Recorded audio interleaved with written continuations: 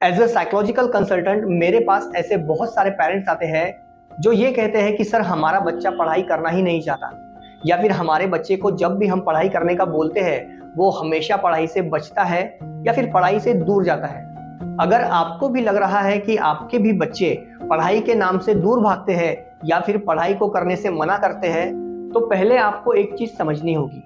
कि जब आपका बच्चा पढ़ाई करने से मना कर रहा है तो इसके पीछे साइकोलॉजिकल रीजन क्या क्या हो सकते हैं वो आपको समझना पड़ेगा। सबसे पहला रीजन होता है दोस्तों कि अगर जब कोई बच्चा पढ़ाई करने से इनकार कर रहा है या फिर पढ़ाई करने से बच रहा है,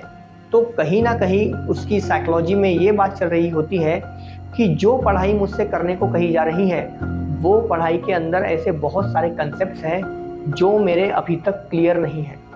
और अक्सर मोस्ट ऑफ द चिल्ड्रन इसी की वजह से पढ़ाई से दूर भागते हैं। तो अगर आपका बच्चा पढ़ाई करने से मना कर रहा है तो पहले चेक कीजिए कहीं ऐसा तो नहीं है कि उसको जो पढ़ाई आप करने को कह रहे हो उस पढ़ाई में उसके कंसेप्ट्स क्लियर है या नहीं। दूसरी बात, जब भी आप बच्चों को पढ़ाई करने को कहते हो तो याद रखो कि बच्चों को एक टाइम बॉन्डिंग देनी है, एक पर्टिकुलर टाइम पीरियड देना है। मतलब कि आपको बच्चे से बोलना है कि बेटा तुम्हें 1 बजे से लेकर तो 2 बजे तक पढ़ना है, और फिर 2 बजे के बाद तुम चाहो तो थोड़ा खेल सकते हो या फिर तुम चाहो तो थोड़ा सो भी सकते हो।